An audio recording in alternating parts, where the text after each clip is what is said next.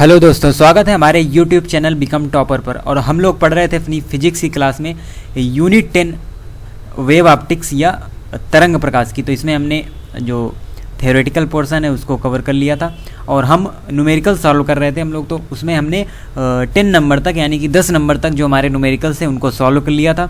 और आज के लेक्चर में हम 11 से 21 यानी कि 10 क्वेश्चन हमारे बचे हुए हैं इस यूनिट के, उसको भी हम कंप्लीट करेंगे और वो न्यूमेरिकल्स भी सॉल्व करेंगे। तो आप लोग अच्छी तरह से देखते रहिए और पढ़ते रहिए। तो चलिए स्टार्ट करते हैं आज का लेक्चर और देखते हैं जो क्वेश्चन नंबर है, क्वेश्चन नंबर 11 या न्यूमेरिकल नंबर 11 को।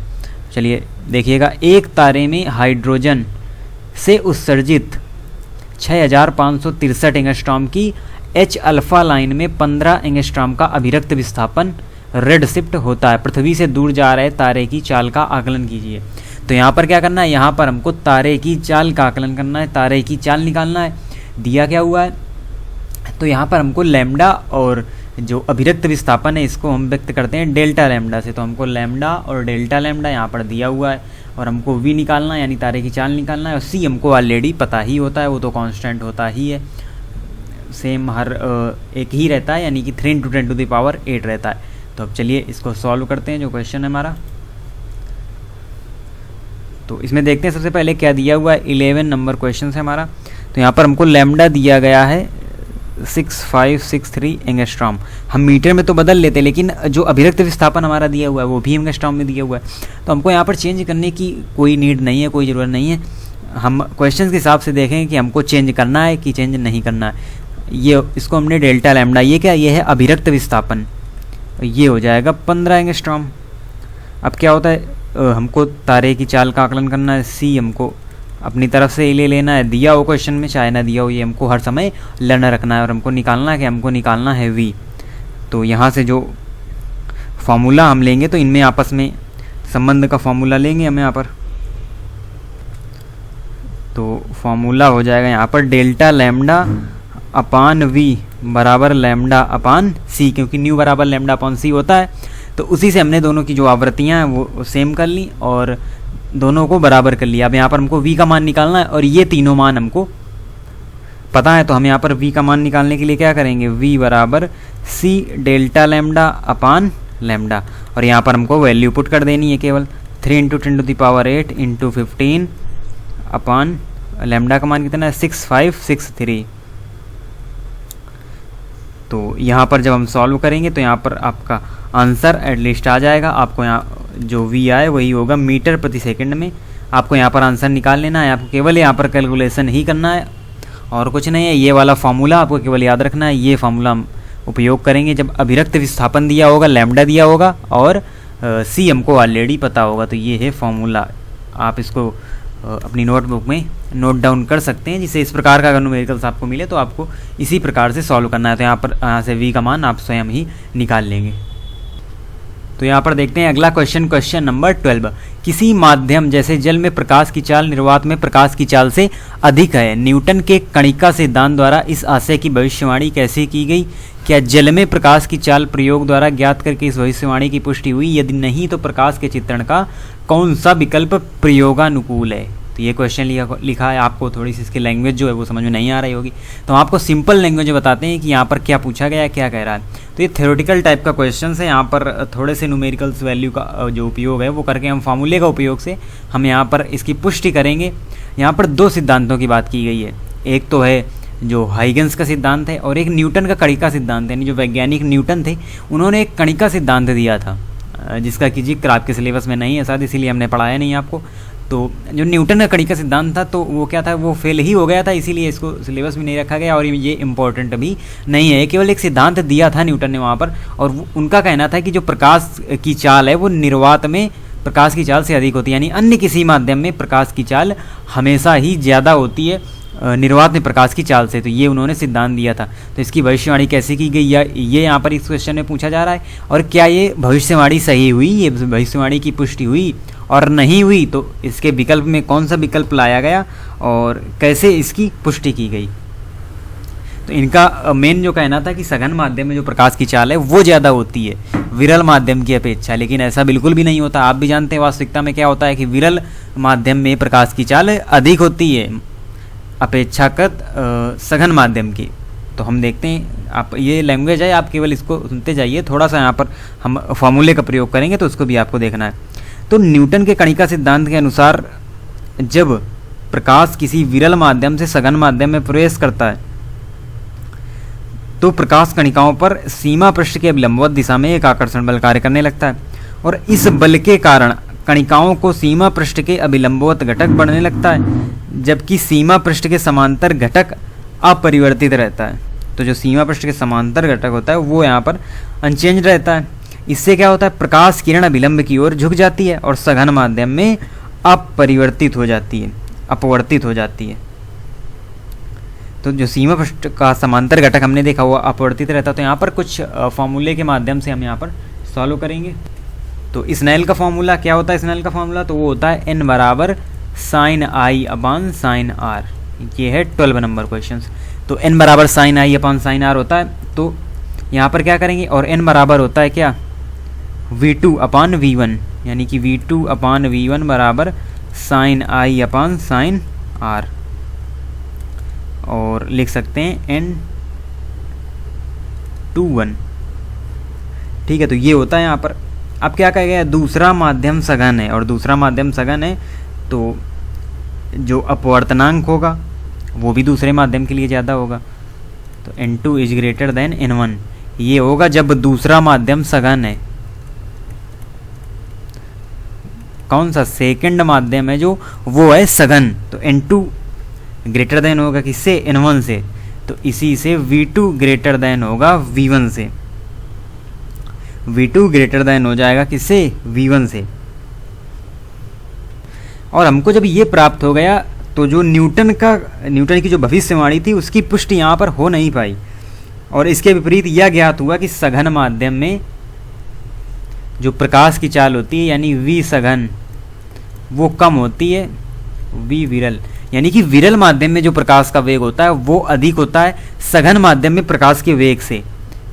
तो ये निकला। और न्यूटन ने क्या बताया था, न्यूटन ने बताया था कि सघन माध्यम में प्रकाश का वेग अधिक होता है विरल माध्यम की अपेक्षा। तो इसीलिए यहाँ पर जो न्यूटन का कणिका सिद्धांत था उसको अमान्य करार दे दिया गया, और हाइगेंस के तरंग सिद्धांतों को यहाँ पर मान्यता मिली, यानी हाइगेंस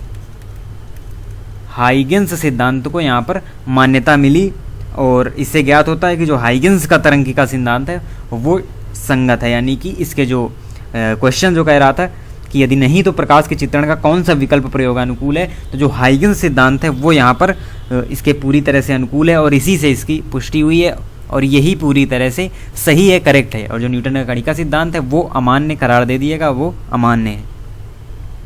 अब देखते हैं अगला नंबर क्वेश्चन, यानी क्वेश्चन नंबर 13। ये क्या कह रहा है, आप मूल पाठ में जान चुके हैं कि हाइगेंस का सिद्धांत परावर्तन और अपवर्तन के नियमों के लिए किस प्रकार मार्गदर्शक है। इसी सिद्धांत का उपयोग करके प्रत्यक्ष रीति से निगमन कीजिए कि समतल दर्पण के सामने रखी किसी वस्तु का प्रतिबिंब आभासी बनता है जिसकी दर्पण से दूरी बिंब से दर्पण की दूरी के बराबर होती है। तो इसका क्या मतलब है, बिंब का यहाँ पर मतलब है कोई वस्तु, ना कि प्रतिबिंब। तो यहाँ पर बिंब से मतलब है कोई वस्तु, ना कि कोई प्रतिबिंब। तो यहाँ पर क्या कह रहा है कि आपने पहले ही पढ़ा, यानी हाइगेंस के तरंग सिद्धांत वाले चैप्टर में आपने पढ़ा, यानी हम लोगों ने पढ़ा है परावर्तन और अपवर्तन के नियम के लिए मार्गदर्शक है, यानी हाइगेंस के सिद्धांत से यही हमने परावर्तन और अपवर्तन की व्याख्या वहाँ पर की थी। तो वो कह रहा है कि इसी सिद्धांत का उपयोग करके एक और चीज करके दिखाओ, यानी कि समतल दर्पण के सामने रखी किसी वस्तु का प्रतिबिंब आभासी बनता है जिसकी दर्पण से दूरी बिंब से दर्पण की दूरी के बराबर है। तो ये जो प्रयोग है ये करके दिखाओ हाइगेंस के सिद्धांत, यानी हाइगेंस के सिद्धांत से। तो हम क्या करेंगे, हम यहाँ पर लेंगे क्या, एक बिंदु बिंब, यानी कि एक वस्तु तथा एक समतल दर्पण लेंगे, और फिर क्या करेंगे, बिंब को केंद्र मानते हुए दर्पण को स्पर्श करते हुए एक वृत्त खींचेंगे, और यह बिंब से चलकर दर्पण तक पहुंचने वाले गोलीय तरंगाग्र का समतलीय भाग है। अब क्या करेंगे, अब हम टी समय पश्चात दर्पण की उपस्थिति में तथा अनुपस्थिति में इस तरंगाग्र की स्थितियां आरेखित करेंगे। इसके बाद हमको कुछ चाप प्राप्त होंगे, उसके बाद इनमें एक परावर्तित तरंगाग्र भी होगा, और सरल ज्यामिति के उपयोग से ये देखा जा सकता है कि जो परावर्तित तरंगाग्र का केंद्र होगा बिंब को प्रतिबिंब यानी कि दर्पण से बिंब के बराबर दूरी पर होगा। तो ये थ्योरेटिकल थोड़ा सा क्वेश्चन है, आपको केवल इसकी लैंग्वेज याद रखनी है, ये आपको केवल वहाँ पर दर्शाना है एक फिगर के माध्यम से। यानी एक आपको समतल दर्पण लेना है, एक वस्तु लेनी है, उसके बाद जो वस्तु है उसको केंद्र मानते हुए एक दर्पण को स्पर्श करते हुए एक वृत्त खींचना है और फिर यहाँ पर गोलीय तरंगाग्र आपको प्रदर्शित करना है। तो इतना सा इसमें करना है। थ्योरेटिकल क्वेश्चन से ज़्यादा इंपॉर्टेंट भी नहीं है हमारे लिए, हम ऑलरेडी हाइगन्स की जान से परावर्तन और अपवर्तन की व्याख्या कर चुके हैं। चलिए देखते हैं अगला नंबर यानी क्वेश्चन नंबर 14। तो क्वेश्चन नंबर 14 क्या कह रहा है, तरंग संचरण की चाल को प्रभावित कर सकने वाले कुछ संभावित कारकों की सूची है। क्या, स्रोत की प्रकृति है, संचरण की दिशा है, स्रोत या प्रेक्षक की गति है, तरंग दैर्घ्य, तरंग की तीव्रता है। इतने यहाँ पर 5 कारक दिए हुए हैं जो प्रभावित करेंगे किसकी चाल को, v को प्रभावित करेंगे। यहाँ पर तरंग संचरण की चाल को यानी कि वेग को प्रभावित करने वाले 5 कारक दिए हुए हैं। अब हमको क्वेश्चंस क्या बताना है, क्या हमको यहाँ पर बताना है, तो हमको बताना है निर्वात में प्रकाश की चाल। इसका क्या मतलब है, तो निर्वात में प्रकाश की चाल इन 5 कारकों से किस प्रकार रिलेटेड है, इन 5 कारकों में किस प्रकार से प्रकाश की चाल चेंज होगी, यानी इस प्रकाश की चाल को, निर्वात में प्रकाश की चाल को किस प्रकार से प्रभावित करेंगे ये 5 कारक, यानी कि स्रोत की प्रकृति, संचरण की दिशा, प्रेक्षक की गति, तरंग दैर्घ्य, तीव्रता। तो इन कारकों पर ये कारक किस प्रकार से प्रभावित करेंगे निर्वात में प्रकाश की चाल को। तो ए नंबर क्वेश्चन है हमको ये बताना है।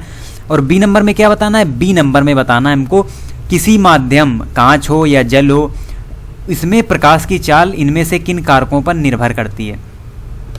यानी कि यहाँ पर हमको क्या बताना है, यहाँ पर हमको बताना है निर्भरता, किसी माध्यम में चाल या निर्वात में प्रकाश की चाल, ये होगी सी, यानी सी की इन 5 कारकों पर निर्भरता, और किसी अन्य माध्यम में चाल यानी कि वी की इन 5 कारकों पर निर्भरता। तो ये थ्योरेटिकल क्वेश्चन है, यानी कॉन्सेप्ट बेस्ड क्वेश्चन है कि हमको निर्भरता बतानी है, इन कारकों की निर्भरता सी पर यानी निर्वात में प्रकाश की चाल पर, और वी पर यानी किसी अन्य माध्यम में प्रकाश की चाल पर। तो चलिए देखते हैं। तो 14 नंबर क्वेश्चन है यहाँ पर। तो सबसे पहले हम देखते हैं 14 का ए नंबर, यानी कि निर्वात में प्रकाश की चाल सी, निर्वात में प्रकाश की चाल सी। तो ये क्या है, जो हमारे 5 स्रोत दिए हुए हैं, अपनी 5 कारक दिए हुए हैं, आप अपनी बुक में देख सकते हैं। स्रोत की प्रकृति, संचरण की दिशा, प्रेक्षक की गति, तरंग दैर्घ्य और तीव्रता। तो जो निर्वात में प्रकाश की चाल होती है वो क्या है, वो एक सार्वत्रिक नियतांक है, यानी कि जो सी है वो सार्वत्रिक नियतांक है, यूनिवर्सल कांस्टेंट है।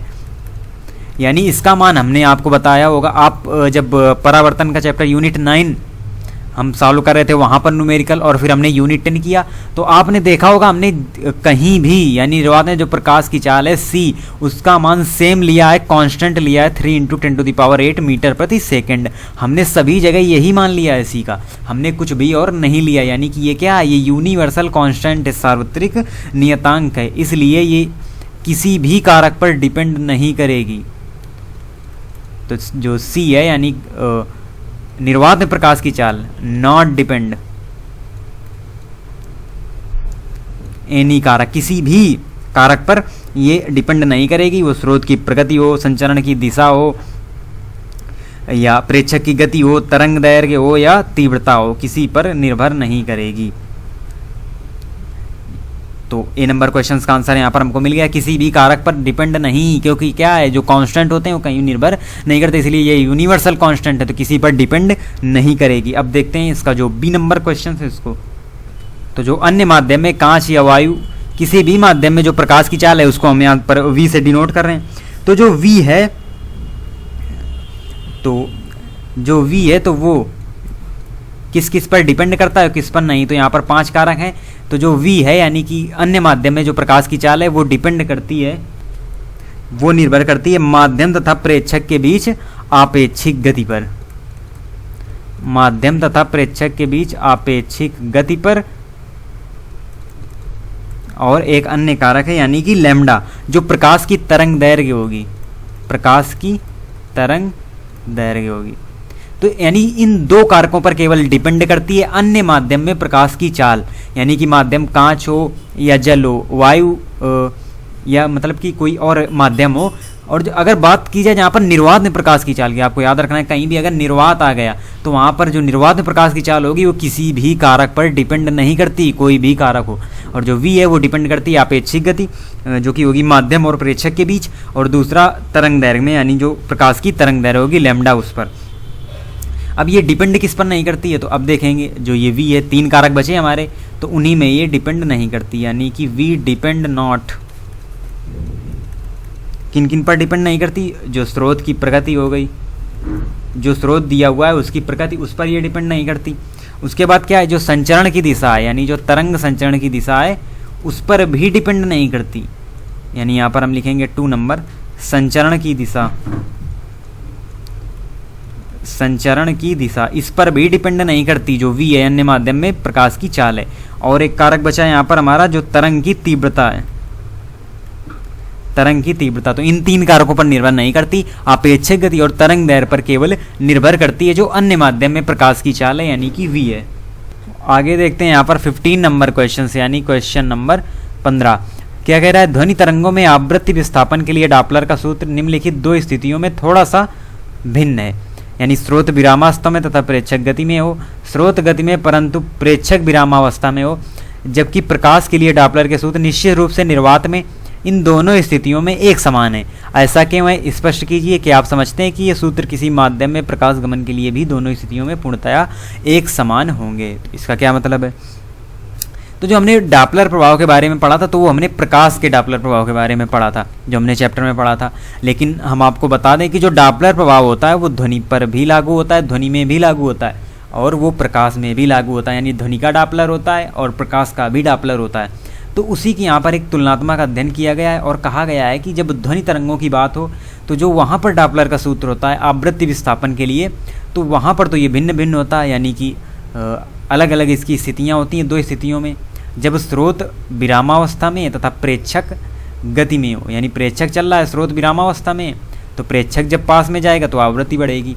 और दूसरा नंबर क्या कह रहा है, स्रोत गति में है परंतु प्रेक्षक विरामावस्था में है, तो स्रोत गति में है तो स्रोत अगर कोई रेलगाड़ी है वो आ रही है, यानी स्रोत आ रहा है प्रेक्षक के पास, प्रेक्षक के पास स्रोत आ रहा है तो भी आवृत्ति बढ़ेगी। तो यानी इसमें दोनों में जो सिचुएशंस हैं वो अलग अलग दी गई हैं, लेकिन कहा गया है कि जब प्रकाश के लिए डॉपलर सूत्र की बात आती है तो ये दोनों स्थितियों में एक समान ही रहता है। तो इसका क्या कारण है, तो वही बताया गया। तो ये थ्योरेटिकल क्वेश्चंस है, आप केवल यहाँ पर लैंग्वेज सुनते जाइए, यहाँ पर कुछ भी आपको लिखने की ज़रूरत नहीं है, केवल हम आपको एक समझाएंगे इसी माध्यम से। तो जो निर्वात में गतिमान प्रकाश के लिए डॉपलर प्रभाव है उसमें प्रेक्षक द्वारा ग्रहण किए गए प्रकाश की आभासी आवृत्ति दोनों ही दशाओं में समान होती है। तो प्रकाश में डॉपलर के लिए दोनों ही दशाएं समान होती हैं, क्योंकि वहाँ पर आभासी जो आवृत्ति होती है, क्या होती है, आभासी जो आवृत्ति होती है वो एक समान रहती है प्रकाश के डॉपलर में। और ये जब एक समान रहेगी तो भले ही दर्शक स्थिर स्रोत की ओर गति कर रहा हो, यानी अगर स्थिर कोई स्रोत है और जो दर्शक है वो उसी ओर गति कर रहा हो, अथवा जो स्रोत है वो समान चाल से दर्शक की ओर गतिमान हो, यानी दोनों ही स्थितियाँ हों। अगर स्रोत की ओर दर्शक जा रहा है या दर्शक स्थिर है और स्रोत उसकी ओर आ रहा है, तो इस प्रकार जो प्रकाश में डॉपलर प्रभाव है वो सममित हो जाता है। और दूसरी ओर ध्वनि तरंगों को चलने के लिए माध्यम की आवश्यकता होती है। आपको पता है ध्वनि तरंगें निर्वात में नहीं चल सकती है, ध्वनि तरंगों के चलने के लिए माध्यम की आवश्यकता होती है। इसलिए भले ही चाहे दोनों स्थितियों में प्रेक्षक और स्रोत के बीच समान अपेक्षिक गति होने के कारण ये स्थितियाँ समान प्रतीत होती हैं, परंतु वे समान नहीं हैं, यानी ध्वनि में समान नहीं होती हैं, प्रकाश में ये दोनों स्थितियाँ समान होती हैं। और ऐसा किस लिए होता है, ऐसा इसलिए होता है कि दोनों दशाओं में प्रेक्षक का माध्यम के सापेक्ष वेग भिन्न भिन्न है, अतः उक्त दोनों दिशाओं में सुनी गई ध्वनि की आभासी आवृत्तियाँ समान नहीं हो सकती। ध्वनि में क्यों हमको समान नहीं होती स्थितियाँ, क्योंकि दोनों दशाओं में प्रेक्षक का माध्यम के सापेक्ष वेग भिन्न भिन्न है। क्यों, एक जगह तो जो प्रेक्षक है वो स्थिर है और केवल स्रोत चल रहा है, और एक बार केवल प्रेक्षक चल रहा है, स्रोत स्थिर है, इसीलिए स्थितियाँ अलग अलग हैं, इसीलिए वहाँ पर भिन्न भिन्न स्थितियाँ हमको प्राप्त होती हैं। और अगर हम बात करें प्रकाश की गति की बात की जाए तो दोनों स्थितियाँ अलग अलग हो जाएंगी, क्योंकि दोनों स्थितियों में प्रेक्षक का माध्यम के सापेक्ष वेग भिन्न भिन्न होगा। तो क्या होगा, तो इस दशा में प्रेक्षक द्वारा ग्रहण किए गए प्रकाश की आवृत्ति के भिन्न भिन्न डॉपलर सूत्रों की अपेक्षा की जानी चाहिए। तो यहाँ पर स्पष्ट हो गया पूरी तरह से कि जो प्रकाश के डापलर के सूत्र हैं उसमें दोनों स्थितियों में एक समान है और ध्वनि में अलग अलग होती हैं, क्योंकि वहाँ पर वेग एक दूसरे के माध्यम के अलग अलग होते हैं। तो ये थ्योरेटिकल क्वेश्चन था, आपने अच्छी तरह से समझ लिया होगा और आपको यही लर्न रखना है, कुछ भी लिखने की ज़रूरत यहाँ पर नहीं है। अब चलिए बढ़ते हैं अगले और देखते हैं क्वेश्चन नंबर 16 को। क्वेश्चन नंबर 16 क्या है? द्विझिरी प्रयोग में 600 नैनोमीटर तरंग दैर्घ्य का प्रकाश करने पर एक दूरस्थ पर्दे पर बने फ्रिंज की कोणीय चौड़ाई 0.1 डिग्री दी हुई है। यहाँ पर दोनों झिर्रियों के बीच कितनी दूरी है? दोनों झिर्रियों के बीच कितनी दूरी है? तो ये क्वेश्चन यहाँ पर हमको सॉल्व करना है और दिया क्या हुआ है? फ्रिंज की कोणीय चौड़ाई दी हुई है। तो चलिए देखते हैं क्वेश्चन नंबर 16। यहाँ पर क्या दिया हुआ है? फ्रिंज की कोणीय चौड़ाई थीटा बराबर 0.1 डिग्री। और आपको ध्यान होगा कि हमने जब आपको बताया था चैप्टर्स में कोणीय चौड़ाई की, जब हमने डिफिनीशंस आपको बताया थी, फार्मूला बताया था, तो वहाँ पर हमने बताया था कि आपको स्पेशल याद रखना है, यहाँ पर ये जो डिग्री में दिया हुआ है इसको हमको रेडियन में चेंज करना होगा। तो रेडियन में, डिग्री को रेडियन में चेंज करने के लिए क्या करते हैं? 0.1 इंटू पाई बाई 180 का वहाँ पर मल्टीपल कर देते हैं, तो ये हो जाता है रेडियन में, क्योंकि जो कोणीय चौड़ाई है, फ्रिंजों की कोणीय चौड़ाई, वो हमको रेडियन में ही रखनी होगी। सूत्र में हमने आपको वहीं पर बता दिया था, इसीलिए ये चीज़ आपको अच्छी तरह से याद रखनी है, अन्यथा आप जो क्वेश्चन है न्यूमेरिकल से उसको आप गलत कर बैठेंगे। और यहाँ पर क्या दी हुई है? यहाँ पर दी हुई लैम्डा यानी कि तरंग दैर्घ्य, वो है 600 नैनोमीटर, या कह सकते हैं 600 इंटू 10⁻⁻9 मीटर। तो ये दी हुई है लैम्डा। निकालना क्या है हमको? निकालना है झिर्रियों के बीच की दूरी। तो झिर्रियों के बीच की दूरी क्या होती है? झिर्रियों का मतलब यहाँ पर क्या है? यहाँ पर है स्लिट, स्लिटों के बीच की दूरी, स्लिट उन्हीं को कहते हैं हम झिर्री। तो स्लिटों के बीच की दूरी डी, स्मॉल डी हमको यहाँ पर निकालनी है। और कोणीय चौड़ाई, कोणीय फ्रिंज की कोणीय चौड़ाई का सूत्र होता है थीटा बराबर लैम्डा अपान डी। और हमको निकालना है क्या? डी, तो हम कर देंगे लैम्डा अपान थीटा। अब यहाँ पर वैल्यू पुट कर देंगे 600 इंटू 10⁻⁻9 अपान 0.1 इंटू पाई और इंटू 180 ऊपर चला जाएगा। तो ये यहाँ पर हमारा हो गया। और याद रखना है आपको, ये जो यहाँ पर पाई दिया हुआ है तो यहाँ पर हम पाई का मान रखेंगे। ये नहीं कि हमने ट्रिग्नोमेट्री फंक्शन से मान लिया पाई बराबर 180 और 180 से 180 काट दिया, तो इसका कोई मतलब नहीं है। आप फिर गलत न्यूमेरिकल की तो चले जाएंगे, क्योंकि हमने इसीलिए तो बदला है पाई बाई 180, जिससे हम इसका मान अलग अलग रखें, ना कि पाई की जगह 180 रख दें आप। तो इसीलिए ये चीज़ आपको अच्छी तरह से याद रखनी है। यानी यहाँ पर 600 इंटू 180 इंटू 10⁻⁻9 अपान 0.1 इंटू 3.14, या 22/7 भी आप रख सकते हैं। तो ये पाई का मान है, वो वैल्यू हमको यहाँ पर पुट करनी है। तो यहाँ पर हमारा जो फाइनल आंसर आ जाएगा कैलकुलेशन करने के बाद, तो वो आ जाएगा डी बराबर, यानी झिर्रियों के बीच की दूरी 3.44 इंटू 10⁻⁻4 मीटर। ये आ जाएगा फाइनल क्वेश्चन। आप कैलकुलेशन कर लीजिएगा और चेक कर लीजिएगा, अगर कोई यहाँ पर गलती हो तो आप उसको सही कर सकते हैं। कैलकुलेशन आप सही कीजिएगा। देखते हैं अगला नंबर क्वेश्चन, यानी क्वेश्चन नंबर 17। तो क्वेश्चन नंबर 17 दिया हुआ है, इसके 5 पार्ट्स दिए हुए हैं, ए बी सी डी और ई, जो कि अगले पेज में दिया हुआ है। तो 5 क्वेश्चन इसमें 17 नंबर क्वेश्चन में ऑलरेडी इनबिल्ट किए गए। तो हम एक एक क्वेश्चन को अच्छी तरह से समझते हुए चलेंगे, जिनमें कुछ थ्योरेटिकल बेस्ड हैं, कुछ फार्मूला बेस्ड हैं, कुछ कॉन्सेप्ट बेस्ड हैं। जो क्वेश्चंस हैं वो दिए हुए हैं। तो सबसे पहले देखते हैं पहला नंबर क्वेश्चन, जो कि है एकल झिर्री विवर्तन प्रयोग में झिर्री की चौड़ाई, झिर्री का मतलब यहाँ पर स्लिट है, आप इसको इंग्लिश में भी याद रख सकते हैं, झिर्री की चौड़ाई मूल चौड़ाई से दोगुनी कर दी जाए तो यह केंद्रीय विवर्तन बैंड के साइज और तीव्रता को कैसे प्रभावित करेगी। यानी इसमें संबंध पूछा गया, जो झिर्री की चौड़ाई है और केंद्रीय विवर्तन बैंड के जो चौड़ाई है उनमें आपस में जब परिवर्तन कर देंगे तो किस प्रकार प्रभावित करेंगी। चलिए देखते हैं, हम एक एक क्वेश्चन पढ़ेंगे और एक एक क्वेश्चन को अच्छी तरह से समझते हुए चलेंगे। तो देखते हैं क्वेश्चन नंबर 17 का ए नंबर क्या कह रहा है यहाँ पर? तो जो संबंध होता है आपस में, यानी हमको क्या बताना है, केंद्रीय विवर्तन बैंड की चौड़ाई, हमको केवल झिर्री की चौड़ाई को क्या किया गया है, यहाँ पर झिर्री की चौड़ाई दोगुनी की गई है। तो अब इनमें हमको संबंध पता होना चाहिए। तो जो केंद्रीय विवर्तन बैंड की चौड़ाई होती है, केंद्रीय विवर्तन बैंड चौड़ाई, ये इसको हम मान लेते हैं x। तो x प्रोपोर्शनल होती है 1 अपान स्लिट विड्थ, यानी कि झिर्रे की चौड़ाई, और इसी को दोगुना किया गया। तो ये संबंध हुआ केंद्रीय विवर्तन बैंड चौड़ाई का x proportional to 1 upon slit width. तो अगर इसको हम कर देंगे दोगुनी, स्लिट विड्थ को दोगुनी कर दी गई तो केंद्रीय विवर्तन चौड़ाई क्या हो गई, तो ये हो गई यानी कि आधी हो जाएगी। ये इसका आंसर हो जाएगा, आधी हो जाएगी। देखिए यहाँ पर 1/2 हो गई। जब हम स्लिट विड्थ यानी कि झिर्री की चौड़ाई को दोगुना करेंगे तो वहाँ पर जो केंद्रीय विवर्तन बैंड चौड़ाई है वो आधी हो जाएगी। अब इसी में एक और क्वेश्चन दिया गया था, यानी जो उसकी तीव्रता है, तो तीव्रता क्या होती है, तो तीव्रता और झिर्री की चौड़ाई में संबंध होता है, तीव्रता बराबर होता है झिर्री का क्षेत्रफल, झिर्री का क्षेत्रफल। और क्षेत्रफल का मतलब क्या है, भुजा स्क्वायर, यानी कि दोगुना किया गया है। तो ये ऑलरेडी जो तीव्रता है, ये यहाँ पर प्रोपोर्शनल का चिन्ह है, जो तीव्रता है वो हो जाएगी प्रोपोर्शनल, दोगुनी की गई, और लेकिन दो तो उसकी चौड़ाई है ना, चौड़ाई दोगुनी की गई। और जो झिर्री का क्षेत्रफल है भुजा स्क्वायर यानी कि 2 की पावर 2 यहाँ पर हम लगा देंगे, यानी जो तीव्रता होगी वो होगी यहाँ पर 4 गुनी, जो तीव्रता होगी यहाँ पर 4 गुनी, और विवर्तित केंद्रीय विवर्तन बैंड की चौड़ाई वो होगी आधी। अब देखते हैं यहाँ पर क्वेश्चन नंबर बी, जो कि एक थ्योरेटिकल क्वेश्चन है और कुछ भी नहीं है इसमें। द्विझिरी प्रयोग में प्रत्येक झिर्री का विवर्तन व्यतिकरण पैटर्न से किस प्रकार संबंधित है, यानी कि झिर्री का जो विवर्तन है द्विझिरी प्रयोग है, यानी कि हम यहाँ पर कह सकते हैं कि द्विझिरी प्रयोग में व्यतिकरण पैटर्न की जो फ्रिंज होती है वो एकल झिर्री विवर्तन पैटर्न की फ्रिंजों के साथ अध्यारोपित होती हैं, यानी कि दोनों जो पैटर्न है, जो दोनों फ्रिंजें हैं वो विवर्तन पैटर्न की और व्यतिकरण पैटर्न की आपस में अध्यारोपित हो जाती हैं। यही इसका आंसर है, इसी प्रकार से ये संबंधित है।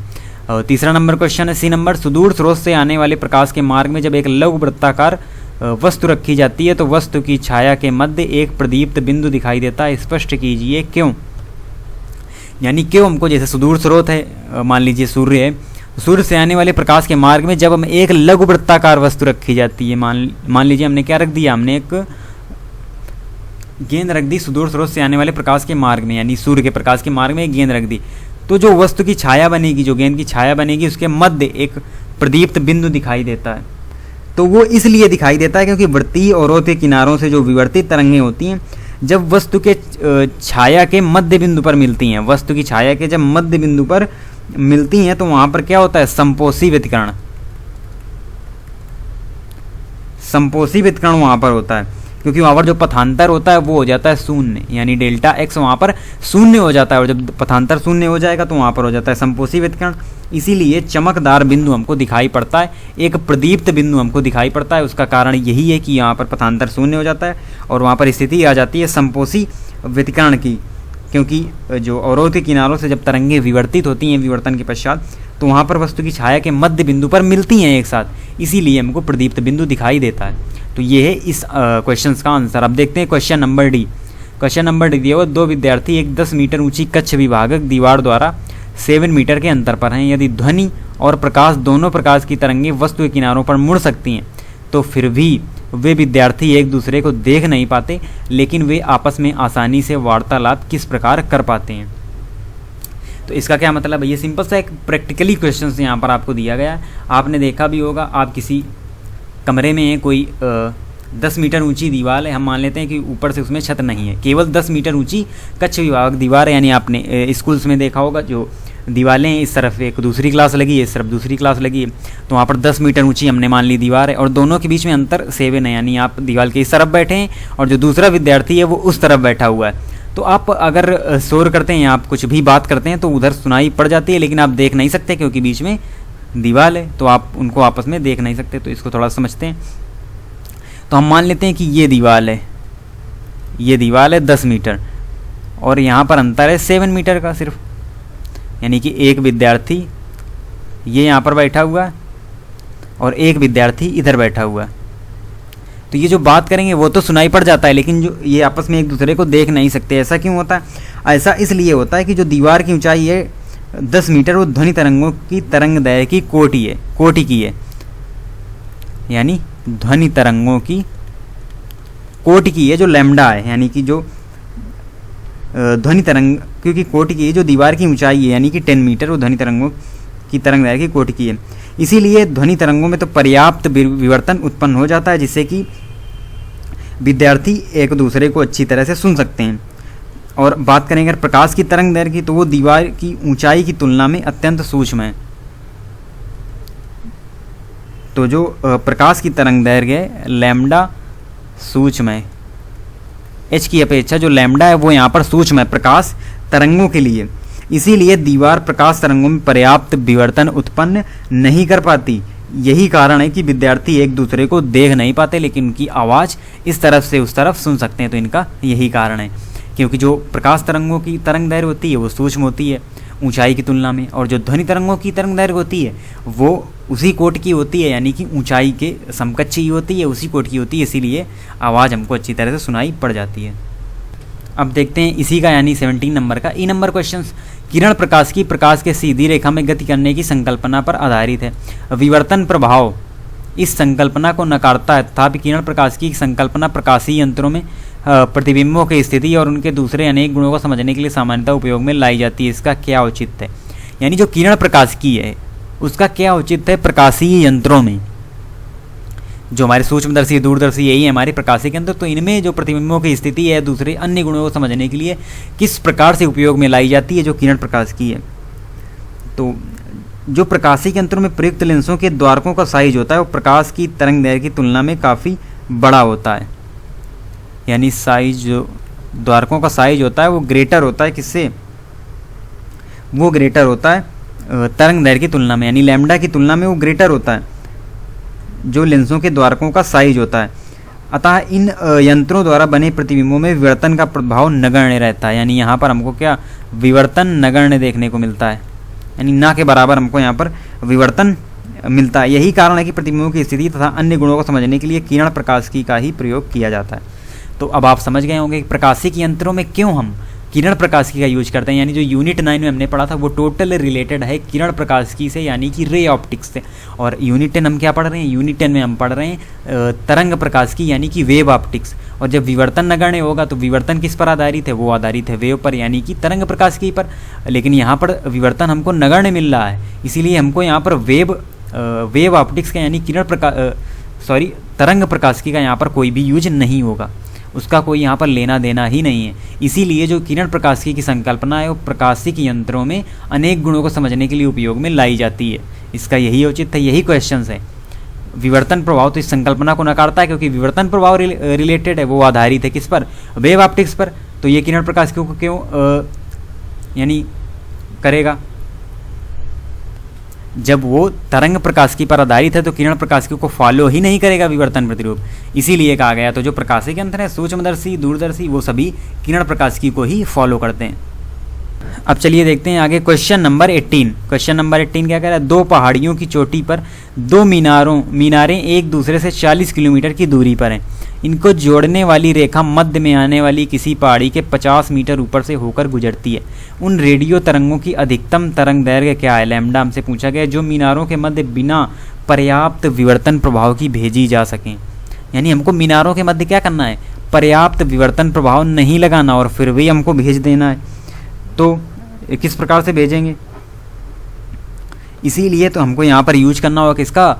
फ्रेनल दूरी का, यानी फ्रेजनल दूरी या फ्रेनल दूरी, उसका यूज करना होगा, क्योंकि हमको मीनारों के मध्य बिना पर्याप्त विवर्तन प्रभाव के भेजना है इन रेडियो तरंगों को। तो ये तभी भेजी जा सकती हैं, यानी किरण प्रकाशिकी के द्वारा ही, रे ऑप्टिक्स के द्वारा ही इनको भेजा जा सकता है। इसीलिए फ्रेजनल दूरी तय करने पर ही तरंग प्रभाव ज्यामितीय प्रभाव पर हावी हो जाता है। यानी कि जो वेव ऑप्टिक्स है वो ज्यामितीय प्रभाव पर हावी हो जाएगा जैसे ही हम फ्रेजनल दूरी को तय करेंगे। तो इसीलिए हम यहाँ पर इस सवाल को सॉल्व करेंगे फ्रेजनल दूरी वाले फॉर्मूले से। तो यहाँ पर हमको दिया क्या हुआ है? तो रेखा यानी कि जोड़ने वाली रेखा मध्य में आने वाली पहाड़ी के 50 मीटर ऊपर से होकर गुजरती। तो ये है स्मॉल डी का मान हमको दिया हुआ है 50 मीटर, और जो ZF है वो हमको यहाँ पर ऑलरेडी दी हुई है। तो ZF क्या होगी? जो फ्रेजनल दूरी होगी। तो दो पहाड़ियों की चोटी पर दो मीनारें एक दूसरे से 40 किलोमीटर दूरी पर हैं। तो ये दो यहाँ पर जुड़ी हुई, इसको पहले हम हाफ करेंगे, यानी हाफ कर लेंगे 40 का, तो 20 जो हमको मिल जाएगा। चलिए पहले सॉल्व कर लेते हैं इसको। तो ये है 18 नंबर क्वेश्चन। तो यहाँ पर हमको दिया गया स्मॉल डी बराबर 50 मीटर, ये हमको दिया हुआ है। और दो पहाड़ियों की चोटी पर दो मीनारें एक दूसरे से 40 किलोमीटर दूरी पर आधारित हैं। इसलिए जो ZF होगा वो इसको हम लेंगे हाफ में, यानी 40/2 किलोमीटर, यानी 20 इंटू 10⁻³ मीटर। मीटर में ही दोनों एक ही यूनिट में रखेंगे हम दोनों, ZF और स्मॉल d को। हमको निकालना क्या, निकालना है लैम्डा। हम यहाँ पर फार्मूला लगाते हैं फ्रेजनल दूरी का, ZF बराबर d² अपन लैम्डा। तो लैम्डा बराबर d² अपन ZF। तो क्या होगा d² होगा 50 का square upon ZF 20 into 10⁻³ metre. ये हो जाएगा यहाँ पर 2500, 20 इंटू 10⁻³। तो यहाँ पर एक जीरो बचेगा, केवल 2 जीरो से 2 जीरो कट जाएंगे, यानी कि हमारा आंसर क्या आ जाएगा। तो एट लीस्ट यहाँ पर हमारा जो आंसर आ जाएगा वो आ जाएगा लैम्डा बराबर 12.5 इंटू 10⁻⁻² मीटर। तो ये यहीं पर हमारा आ गया आंसर, लैम्डा का मान निकाल लिया हमने यहाँ पर। देखते हैं अगला क्वेश्चन, यानी क्वेश्चन नंबर 19। तो 500 नैनोमीटर तरंग दैर्घ्य का एक समांतर प्रकाशपुंज एक पतली झिर्री पर गिरता है तथा 1 मीटर दूर पर्दे पर परिणामी विवर्तन पैटर्न देखा जाता है। यह देखा गया कि पहला निम्नलिखित पर्दे के केंद्र से 2.5 mm की दूरी पर है। झिर्री की चौड़ाई ज्ञात कीजिए। यानी हमको डी का मान निकालना है। दिया हुआ है लैम्डा, कैपिटल डी और एक्स, ये हमको दिया हुआ है, तो उसी वाले फॉर्मूले से हम यहाँ पर निकाल लेंगे। तो चलिए देखते हैं। क्वेश्चन नंबर है 19। ठीक है, क्या दिया हुआ है, एक्स दिया हुआ है 2.5 mm और सभी को हम मीटर में चेंज कर लेंगे, यानी 2.5 इंटू 10⁻³ मीटर। कैपिटल डी दिया हुआ है 1 मीटर, तो इसको चेंज करने की ज़रूरत नहीं, मीटर में पहले ही दिया हुआ है। और फिर दिया हुआ है यहाँ पर लैम्डा, लैम्डा दिया हुआ है 500 नैनोमीटर, तो इसको बदलेंगे मीटर में तो -9 मीटर, या इसको हम ये भी लिख सकते हैं 5 इंटू 10⁻⁻7 मीटर। ये हो गया। अब यहाँ पर हमको क्या निकालना है, हमको निकालना है डी का मान। तो हम यहाँ पर फार्मूला लगाएंगे x बराबर डी लैम्डा अपान स्मॉल डी, और पहला निम्नलिखित दिया गया, इसीलिए हम m की जगह 1 ही यहाँ पर रख सकते हैं। तो d बराबर जो फार्मूला होगा वो डी लैम्डा अपान x हो जाएगा। तो यहाँ पर केवल हमको वैल्यू पुट करनी है, यानी d का मान 1 है, लैम्डा का मान 2.5, सॉरी लैम्डा का मान ये नहीं है, लैम्डा का मान है 5 इंटू 10⁻⁻7 अपान x का मान 2.5 इंटू 10⁻⁻3। दशमलव हटाएंगे, ऊपर जीरो बढ़ाएंगे, 25 दूनी 50 हो जाएगा यहाँ पर। तो जो d आ गया, d आ जाएगा 0.2 इंटू 10⁻³ मीटर। ये तो आ गया मीटर में, और अगर हमको और आगे निकालना है यानी कि mm में, तो हम इसको 0.2 mm भी लिख सकते हैं। तो ये आ गया हमारा डी का मान, यानी कि जो झिर्री है उसकी चौड़ाई। तो ये हमारा ये भी क्वेश्चन सॉल्व हो गया यहाँ पर। अब देखते हैं क्वेश्चन नंबर 20। तो क्वेश्चन नंबर 20 यहाँ पर दिया हुआ है, ये थ्योरेटिकल क्वेश्चन है। तो ये यहाँ पर दिया हुआ है, जब कम ऊंचाई पर उड़ने वाला वायुयान ऊपर से गुजरता है तो कभी कभी टेलीविजन के पर्दे पर चित्र को हिलते हुए पाते हैं।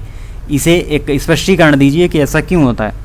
तो ऐसा इसलिए होता है कि टेलीविजन के एंटीना तक सीधे पहुंचने वाले तथा हवाई जहाज़ से टकराकर एंटीना तक पहुंचने वाले संकेतों के बीच होने वाले व्यतिकरण हो जाता है। यानी ये यहाँ पर मान लीजिए लगा हुआ है एंटीना, और ये लगा हुआ है हमारा क्या, टेलीविज़न। ये लगा हुआ है टेलीविज़न। तो जब टेलीविज़न के एंटीना तक सीधे पहुंचने वाले, यहाँ से सीधा हो रहा है प्रसार, और बीच में जब आ जाता है वायुयान यानी हवाई जहाज़ से,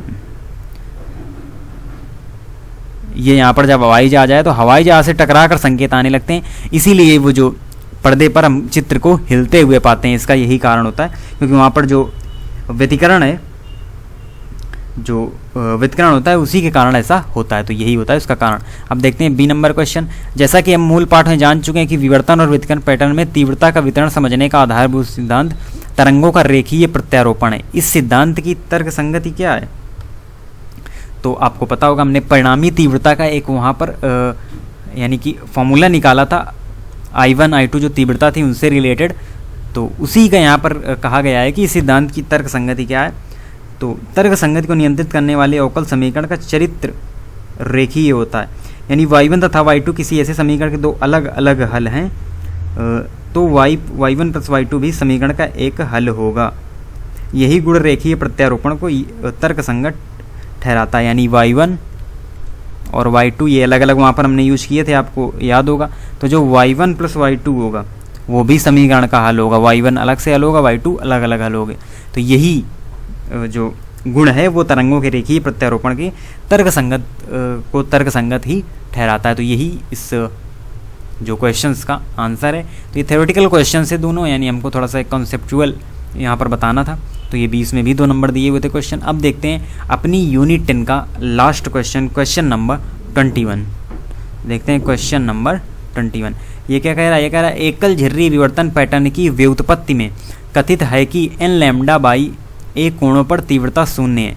इस निरसन को झिर्री की उपयुक्त भागों में बांटकर सत्यापित कीजिए। तो यहाँ पर क्या करना है?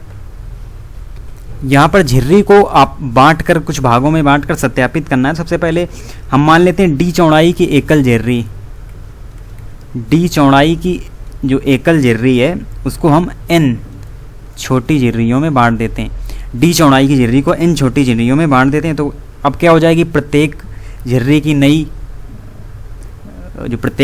नई चौड़ाई हो जाएगी डी डैश बराबर डी अपान n। ये हो गई। अब क्या है? विवर्तन कोण का फार्मूला लगाएंगे हम, थीटा बराबर लैम्डा अपान डी और साथ में n यहाँ पर हम लगा देंगे क्योंकि हमको उपयुक्त भागों में बांटकर यहाँ पर सत्यापित करना है, इसलिए ये n यहाँ पर हम लगा देंगे। अब इसको क्या करेंगे? d और ये जो n है इसके अपान में ले आएंगे। तो लिया यहाँ पर। अब d अपान n क्या होता है? ये होता है d डैश। तो ये यहाँ पर हमको मिल गया लैम्डा अपान d डैश। अब क्या है? n झिर्रियों में से प्रत्येक थीटा कोण की दिशा में शून्य तीव्रता प्रेरित करती है। क्या मतलब है इसका? तो n झिर्रियों में से प्रत्येक थीटा कोण की दिशा में जो शून्य तीव्रता प्रेरित करती है, जिनमें प्रत्येक की चौड़ाई क्या है? प्रत्येक की चौड़ाई d डैश है। अतः परिणाम स्वरूप इन झिर्रियों की तीव्रताओं का परिणामी भी शून्य होगा। यानी यहाँ पर क्या होगा? परिणामी जो होगा वो होगा शून्य। तो ये यहाँ पर सत्यापित करना था। तो इस प्रकार से जो सारी यूनिट्स के हमने पूरे न्यूमेरिकल्स सॉल्व किया, और जो हमारा जो वीडियो है वो भी लगभग 40 मिनट का हो गया। और क्योंकि हमने उस दिन लगभग थोड़ी जल्दी क्लास को ऑफ कर दिया था, इसीलिए आज हमने थोड़ा सा ये जो वीडियो है वो लंबा हो गया। और क्वेश्चंस भी काफ़ी थे और हमने कई सारे क्वेश्चन सॉल्व किए, क्योंकि एक क्वेश्चन के अंदर कई सारे क्वेश्चंस इनबिल्ट किए गए। तो इस प्रकार से हमारी जो यूनिट 10 है और यूनिट 9 वो सभी कंप्लीट होती है। यानी कि हम क्या क्या पढ़ चुके? तो हमने फिजिक्स को 2 भागों में बांट कर इसको स्टार्ट किया था, यानी फिजिक्स फर्स्ट और फिजिक्स सेकंड। वैसे तो फिजिक्स एक ही है, उसका एग्ज़ाम भी एक ही होता है, लेकिन हमने इसको 2 भागों में बांटा था जब हमने आपके साथ सिलेबस को डिस्कस किया था। तो वहाँ पर यूनिट 9 और यूनिट 10 दोनों ही ऑप्टिक्स के भाग हैं। तो ये दोनों हमारे जो हैं वो कंप्लीट हो चुके हैं पूरी तरह थ्योरेटिकल और न्यूमेरिकल बेसिस पे। तो इन दोनों यूनिट को हम ऑलरेडी कंप्लीट कर चुके हैं और इनसे 13 नंबर के क्वेश्चन हमारे एग्जाम्स में पूछे जाते हैं। यानी 13 नंबर हमने पूरी तरह से कंप्लीट कर लिए हैं यूनिट 9 और यूनिट 10। अब क्या है? अब हम जस्ट जंप करेंगे फिजिक्स फर्स्ट वाले भाग में, और वहाँ से भी हमने आपको पहले ही बताया था कि हम दोनों फिजिक्स को पैरेलल लेकर चलेंगे। यानी जो 2 भागों में हमने बांटा है दोनों को पैरेलल लेकर ही चलेंगे। तो अब यहाँ से ये हो गया। और कल यानी सैटरडे को क्लास ऑफ रहती है, तो हम आपसे मिलेंगे ऑन संडे, यानी संडे को एक नई यूनिट के साथ, एक नए भाग की नई यूनिट और नए चैप्टर के साथ, नए टॉपिक के साथ। और आपको क्या करना है? तो आपको जो कल क्लास ऑफ है, तो ये दोनों जो यूनिट्स कंप्लीट हुई हैं, ये जो दोनों यूनिट कंप्लीट हुई हैं, तो इनकी जितने भी डिफिनीशंस हैं, न्यूमेरिकल्स हैं, इन सभी का आपको आराम से रिवीजन करना है। क्योंकि जो एक दिन है यानी क्लास ऑफ ही है कल सैटरडे को, तो इसलिए आपको इनको अच्छी तरह से रिवाइज करना है, जिससे कि अब आपको जल्दी से रिवाइज करने की ज़रूरत ना पड़े। आपको अच्छी तरह सब कुछ बता दिया गया है। और इससे जुड़ी जो PDF हैं आपको टेलीग्राम चैनल पर अवेलेबल हो गई हैं, तो आप वहाँ से इनको डाउनलोड कर सकते हैं और जो डिफिनीशंस है वो पढ़ सकते हैं, न्यूमेरिकल से देख सकते हैं, और अपनी तरफ से वीडियो देखकर भी आप अच्छी तरह से रिवाइज कर सकते हैं। तो चलिए मिलते हैं आपसे संडे को नए टॉपिक, नई यूनिट और नए चैप्टर के साथ। तो तब तक के लिए पढ़ते रहिए और इसी तरह से खुश रहिए, मस्त रहिए और हंसते रहिए। धन्यवाद।